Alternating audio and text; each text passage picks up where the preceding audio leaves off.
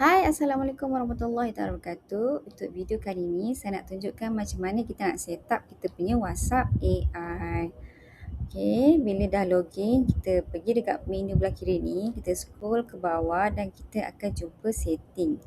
Klik dekat setting. Lepas tu, kita klik pada bar WhatsApp AI ni lah.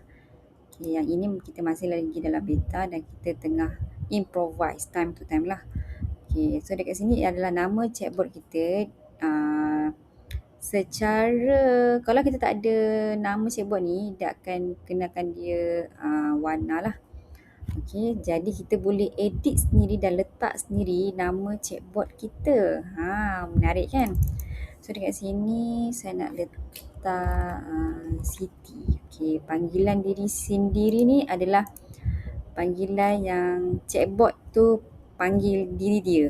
Contohnya saya, I, macam tu. So yang ni saya akan letak saya dan panggilan pelanggan. Okey, ada masa dia jadi, ada masa dia tak jadi. Yang ni kita akan improvise lah. Okey, kalau kita nak letak awak, cik, tuan, puan, okay, pun kita boleh letak dekat sini lah. Dan bahasa utama dia kita boleh pilih.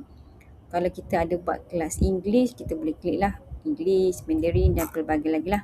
Macam saya akan letak bahasa Melayu. Dan kita boleh allow untuk chatbot kita ni, Siti ni, untuk reply WhatsApp prospek kita tu dalam bahasa lain. Okey, contoh yang ni kan.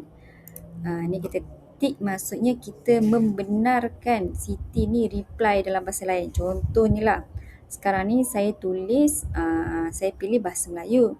Kalau saya punya prospek tu dia cakap dia punya word text dia tu yang dia cakap dengan situ tu adalah bahasa Mandarin ataupun Tamil ke kan. So chatbot kita pun boleh reply balik dalam bahasa prospek kita tu.